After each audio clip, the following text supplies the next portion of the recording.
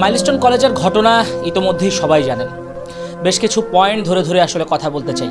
যারা ভিডিওটা শেষ পর্যন্ত দেখবেন তারাই আসলে সব কিছু মেলাতে পারবেন। শুরুতেই কোমলমতি শিক্ষার্থীদের নিয়ে কথা বলতে চাই।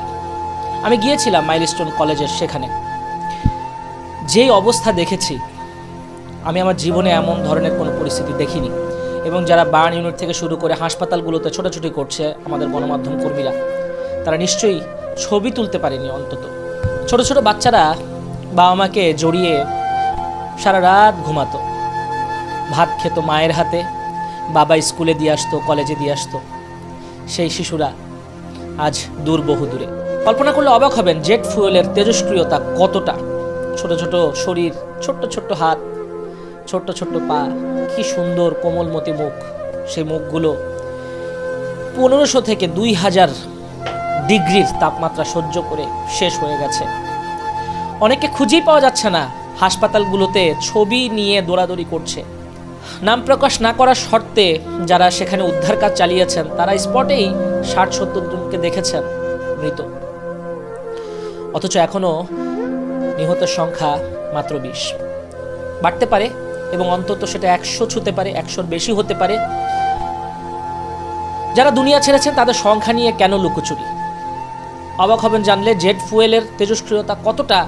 স্টিল, অ্যালুমিনিয়াম কিচ্ছু থাকে না, তার কাছে সবই নস্যি। অনেকেই পাইলট তৌকির সাগরকে দোষ দিচ্ছেন।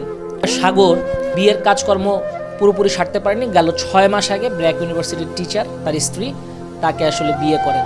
কোনো সন্তান হয়নি, কিন্তু স্বপ্ন ছিল তার। কেন তিনি জীবন দিলেন? অনেকে তাকে ভিলেন বানাচ্ছেন।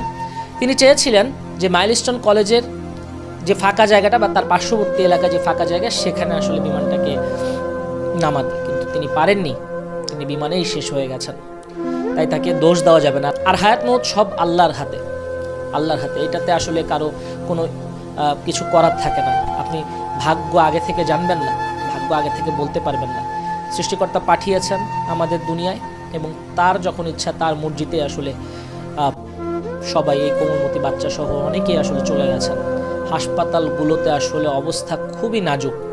শুধু তাই না, এই বিমানটা আসলে কত বছরের পুরনো। বিশ্বের বিভিন্ন দেশ 20 বছর আগের বিমান এগুলো আসলে ব্যবহার করে না। বাংলাদেশ গরিব দেশ বলে এগুলো ব্যবহার করে। আপনারা জানলে অবাক হবেন, এই বিমানটি আসলে চীনের তৈরি। খোঁজ নিয়ে জানা যাচ্ছে যে চীনের ফাইটার প্লেন FT-7 BGI, এই বিমানটা আসলে কবে কিনেছে বিমান বাহিনী? সামরিক সরঞ্জাম সংক্রান্ত যে যুক্তরাষ্ট্রভিত্তিক ওয়েবসাইট globalsecurity.com এর তথ্য অনুযায়ী FT-7 BGI মডেলের বিমানের নির্মাতা প্রতিষ্ঠান চীনের চেংদু এয়ারক্রাফট কর্পোরেশন। এটি স্বল্প খরচে নির্মিত, অল্প টাকার বিমান, 1 ইঞ্জিন চালিত, 2 আসন বিশিষ্ট একটি প্রশিক্ষিত যুদ্ধ বিমান। মূল সংস্করণ F-7 এর জন্য পাইলটদের প্রস্তুত করতে FT-7 BGI এর মাধ্যমে প্রশিক্ষণ দেওয়া হয়। এতদিন তৌকির সাগর 2 জন নিয়ে আসলে বিমানটি পরিচালনা করেছিলেন, কিন্তু আজকেই তার সলো ট্রিপ ছিল। এই দিনেই আসলে তার দুনিয়া ছাড়তে হলো এবং এত বড় একটা ট্র্যাজেডি ঘটে গেল এই বিমানের মাধ্যমে। শুধু তাই না, যে বাংলাদেশ এসব বিমান কবে কিনেছে তা আনুষ্ঠানিকভাবে জানা যায়নি। তবে বিমান বাহিনীর একজন অবসরপ্রাপ্ত কর্মকর্তা নাম প্রকাশ না করার শর্তে বলেছেন, FT-7 BGI সংস্করণটি বাংলাদেশে 2013 সালে চীন থেকে এনেছে। অর্থাৎ এই বিমানগুলো কিন্তু 10-15 বছর আগেই উন্নত বিশ্বগুলো ব্যবহার করা বন্ধ করে দিয়েছে। তো এই বিমানগুলো আসলে বাংলাদেশের মতো কান্ট্রিতে এসে চড়া দামে সেল হয়, এবং এই বিমান যারা কেনেন তারা আসলে পুরনো বিমান কিনে এই পাইলটদেরকে আকাশে উড়িয়ে দেন। শেষ পর্যন্ত কি হলো এরকম তো দেখছেনই। আসলে globalsecurity.com এর ওয়েবসাইটে এইটার সম্পর্কে আরও তথ্য জানা যায় যে চীন তৎকালীন সোভিয়েত ইউনিয়নের MiG-21 যুদ্ধবিমানের প্রযুক্তিকে ব্যবহার করে F-7 যুদ্ধবিমান তৈরি হয়। 1965 সালের নভেম্বরে F-7-এর কাঠামোগত পরীক্ষা সফলভাবে শেষ হয় এবং 1966 সালের জানুয়ারিতে এর পরীক্ষামূলক উড্ডয়ন করে চীনা বৈমানিকেরা। 1967 সালের জুনে চীনের পিপলস লিবারেশন আর্মি PLA এটিকে ব্যবহারের অনুমোদন দেয়। এখন পর্যন্ত আসলে 88 জন কিন্তু হাসপাতালে ভর্তি রয়েছেন, এবং যার মধ্যে আসলে 25 জনের অবস্থা আশঙ্কাজনক, চিকিৎসকরা জানিয়েছেন এবং গণমাধ্যম সূত্রে আমরা জানতে পেরেছি এই অবস্থা। এবং অনেকের গার্জিয়ান নিখোঁজ আছে, বাচ্চাকে পাওয়া গেছে, গার্জিয়ানকে পাচ্ছেন না। তো এই ধরনের ঘটনা কিন্তু আছে, এবং ব্লাড প্রচুর পরিমাণে আছে। ব্লাড ব্যাংকে কোনো সমস্যা নেই। আপনারা সবাই আসলে দোয়া করবেন। আসলে যখন আমরা মাইলস্টোন কলেজে যাই, নিতে পারছিলাম না, গার্জিয়ানদের হাহাকারগুলো নিতে পারছিলাম না, খুব কষ্ট হচ্ছিল। বাচ্চাগুলোর কথা চিন্তা করুন। আমি খালি চিন্তা করি যে এত ডিগ্রি তাপমাত্রায় যেখানে লোহা, অ্যালুমিনিয়াম, স্টিল সব গলে যায়, বাচ্চাগুলো কতটুকুই বা শরীর। আমরা গিয়েছিলাম সেখানে আসলে জেট ফুয়েলের গন্ধে থাকতে পারছিলাম না। মানে আমরা সন্ধ্যা পর্যন্ত ছিলাম এবং রাতে উদ্ধার কাজ সমাপ্ত ঘোষণা করা হয়। মানুষের যে হাহাকার, মানুষ বলছেন যে আমার বাচ্চাটাকে আমি স্কুলে দিয়ে এসেছি।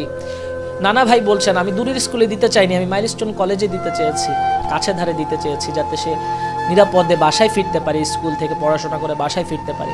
বাচ্চাগুলোর বইগুলো পড়ে আছে, ABCD থেকে শুরু করে কত লেখা, কত কিছু। অনেকে ড্রয়িং এঁকে রেখেছে, বাবা মার সাথে ছবি এঁকে রেখেছে, সেই খাতা, স্কুল ব্যাগ মেঝেতে পড়েছিল। আমি যদি একটু ভিডিওতে দেখাই, অনেকটা আসলে হৃদয় বিদারক দৃশ্য। এই বাচ্চাগুলো আর বাবা মা বলে ডাকবে না, এই বাচ্চাগুলো আসলে আর মা বাবার বুকে ফিরে আসবে না। খুব কষ্ট লেগেছে আসলে। এটা যারা ওখানে যাননি তারা উপলব্ধি করতে পারবে না। দূর থেকে হয়তো অনেক কষ্ট পাচ্ছেন, কিন্তু সামনাসামনি দেখলে আপনি থাকতে পারবেন না, সহ্য করতে পারবেন না। তো অনেক কথাই বলা হচ্ছে, অনেক কিছুই করা হচ্ছে। কেন ওখান দিয়ে আসলে বিমান উড়ানো হবে, কেন ঢাকার বাইরে, কেন যেখানে জনবসতি নেই সেখানে কেন প্র্যাকটিস করা হবে না, সেগুলো নিয়ে অনেক তর্ক থাকতে পারে, এগুলো নিয়ে অনেক ঘটনা থাকতে পারে। তোরাবাসীর আসলে কিছু করার নেই, তাদের মাথার উপর দিয়ে আসলে ঘন্টায় ঘন্টায় শত শত বিমান উড়ে যায়। মাথার উপর দিয়ে অন্তত 20 থেকে 25টা প্লেন যেতে দেখেছি এই 5-6 ঘন্টায়। তো ওই উত্তরাবাসীর আসলে কিছু করার নেই, এখন আসলে ভাগ্যের উপর সব ছেড়ে দিতে হবে। আমার বাচ্চা স্কুলে এখন নিরাপদ না। তো সব মিলে আসলে বলতে চাই, যারা সন্তান হারিয়েছেন তারা আসলে তাদেরকে আসলে সান্ত্বনা দেওয়ার মতো কিছু নেই। অনেকেই শোক প্রকাশ করবে, অনেকেই এগিয়ে আসবে, সহায়তার হাত বাড়িয়ে দিবে, কিন্তু একটা সন্তান জন্ম দিতে যতটা কষ্ট হয়, একটা সন্তান ছোট থেকে পেলে পুষে বড় করতে, তাকে পড়াশোনা করিয়ে একটা লেভেলে আনতে যতটা ত্যাগ, যতটা পরিশ্রম করতে হয়, একটা সন্তানের পেছনে যারা এই ভিডিওটা দেখছেন, মা বাবা কত পরিশ্রম করে সন্তানটাকে ক্লাসে দিয়ে, বাইরে রোদের মধ্যে বসে থাকে, বৃষ্টির মধ্যে বসে থাকে, ঝড় বৃষ্টি সামলায়, ঝড় বৃষ্টি পোহায়, শুধুমাত্র সন্তানের ভবিষ্যতের উন্নতির আশায়। আজকে অনেক সন্তানকে হয়তো বা অনেক গার্জিয়ান খুঁজেও পাবে না। জেট ফুয়েল এমন ক্যাটাগরির জ্বালানি যেটা আসলে সব কিছু ধূলিসাৎ করে দিতে পারে, সব কিছু শেষ করে দিতে পারে, খুঁজেও পাওয়া যায় না।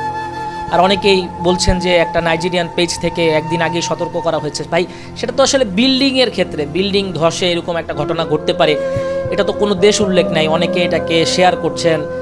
এসব নাস্তিক কাজকর্ম ভাই করবেন না। যারা মুসলমান তারা এসব নাস্তিকগিরি করবেন না, এগুলো বিশ্বাস করবেন না।